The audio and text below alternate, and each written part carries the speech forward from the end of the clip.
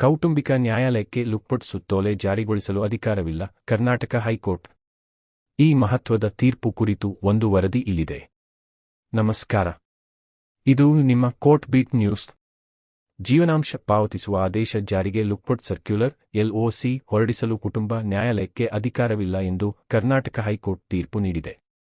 ಪತ್ನಿ, ಮಕ್ಕಳು ಹಾಗೂ ಪಾಲಕರ ಪೋಷಣೆಗೆ ಸಂಬಂಧಿಸಿದ ಕ್ರಿಮಿನಲ್ ಪ್ರೊಸೀಜರ್ ಕೋಡ್ CRPCಯ ಸೆಕ್ಷನ್ 125ರ ಅಡಿಯಲ್ಲಿ ನೀಡಲಾದ ಆದೇಶವನ್ನು ಜಾರಿಗೊಳಿಸುವ ಸಂದರ್ಭದಲ್ಲಿ ಕುಟುಂಬ ನ್ಯಾಯಾಲಯಕ್ಕೆ ಲುಕ್ಪುಟ್ ಸರ್ಕ್ಯುಲರ್ LOC ಹೊರಡಿಸುವ ಅಧಿಕಾರವಿಲ್ಲ ಎಂದು ಕರ್ನಾಟಕ ಹೈಕೋರ್ಟ್ ತೀರ್ಪು ನೀಡಿದೆ. ಕರ್ನಾಟಕ ಹೈಕೋರ್ಟ್ನ ಗೌರವಾನ್ವಿತ ನ್ಯಾಯಮೂರ್ತಿ ಲಲಿತಾ ಕನ್ನೇಗಂಟಿ ಅವರಿದ್ದ ನ್ಯಾಯಪೀಠ ಈ ತೀರ್ಪು ನೀಡಿದೆ. CRPCಯ ಸೆಕ್ಷನ್ 125ರ ಅಡಿಯಲ್ಲಿ ನೀಡುವ ಜೀವನಾಂಶ ಆದೇಶಗಳು ನ್ಯಾಯಾಲಯದ ಆದೇಶಗಳ ಮೂಲಕ ಜಾರಿಗೊಳಿಸಬಹುದಾದ ನಾಗರಿಕ ಬಾಧ್ಯತೆಯನ್ನು ಸಿವಿಲ್ ಒಬ್ಲಿಗೇಷನ್ ಸೃಷ್ಟಿಸುತ್ತವೆ ಎಂದು ನ್ಯಾಯಪೀಠ ಗಮನಿಸಿತು. ಯಾವುದೇ ಪಕ್ಷವು ಆದೇಶವನ್ನು ಪಾಲಿಸಲು ವಿಫಲವಾದಲ್ಲಿ ಆ ಆದೇಶದ ಜಾರಿಗೆ ಆಸ್ತಿ ಜಪ್ತಿ, ಬಂಧನ ವಾರಂಟ್ ಹೊರಡಿಸುವುದು ಅಥವಾ ನಾಗರಿಕ ಕಾರಾಗೃಹ ಶಿಕ್ಷೆ ವಿಧಿಸುವುದು ಮುಂತಾದ ಪರಿಹಾರ ಕ್ರಮಗಳು ಲಭ್ಯವಿವೆ ಎಂದು ಹೇಳಿದರು. ಲುಕ್ಪುಟ್ ಸರ್ಕ್ಯುಲರ್ಗಳ ಉದ್ದೇಶವು ಅಪರಾಧ ಆರೋಪಿತರು ಅಥವಾ ಅಪರಾಧಿಗಳು ಕ್ರಿಮಿನಲ್ ಪ್ರಕ್ರಿಯೆಯಿಂದ ತಪ್ಪಿಸಿಕೊಳ್ಳುವುದನ್ನು ತಡೆಯುವುದಕ್ಕಾಗಿ ಮಾತ್ರವಾಗಿದ್ದು, ಜೀವನಾಂಶ ಬಾಕಿ ಮೊತ್ತ ವಸೂಲಿಗಾಗಿ LOC ಹೊರಡಿಸಲು ಸಾಧ್ಯವಿಲ್ಲ ಎಂದು ನ್ಯಾಯಾಲಯ ಸ್ಪಷ್ಟಪಡಿಸಿತು.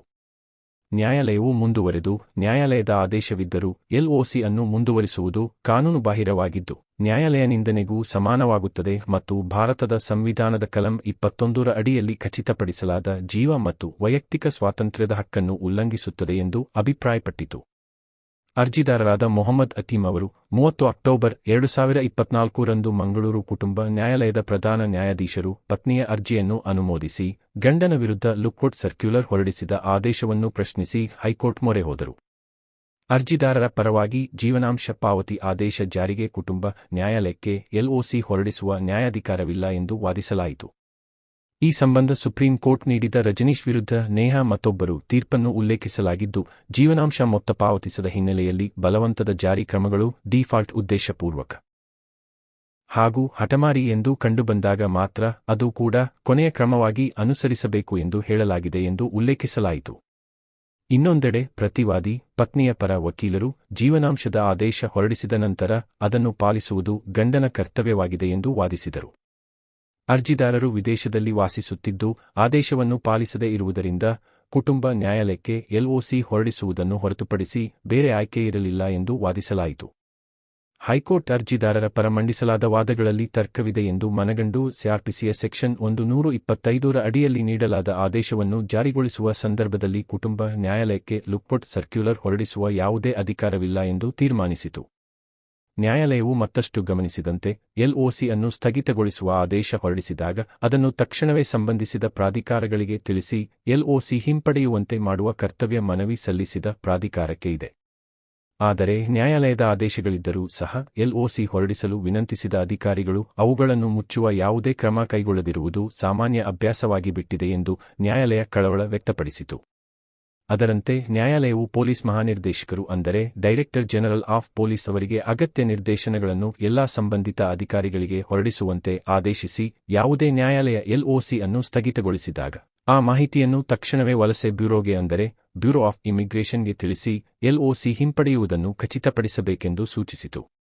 LOC ಹೊರಡಿಸಲು ವಿನಂತಿಸಿದ ಅಧಿಕಾರಿಯ ಮೇಲೆಯೇ ಜವಾಬ್ದಾರಿ ನಿಗದಿಪಡಿಸಬೇಕೆಂದು ಮತ್ತು ಅದರಲ್ಲಿ ವಿಫಲವಾದಲ್ಲಿ ಇಲಾಖಾತ್ಮಕ ಕ್ರಮ ಕೈಗೊಳ್ಳಬೇಕೆಂದು ನ್ಯಾಯಾಲಯ ಆದೇಶಿಸಿತು. ಇಲ್ಲವಾದರೆ ನ್ಯಾಯಾಲಯದ ಆದೇಶಗಳಿಗೆ ಯಾವುದೇ ಪಾವಿತ್ರ್ಯ ಇರುವುದಿಲ್ಲ ಎಂದು ನ್ಯಾಯಾಲಯ ಅಭಿಪ್ರಾಯಪಟ್ಟಿತು.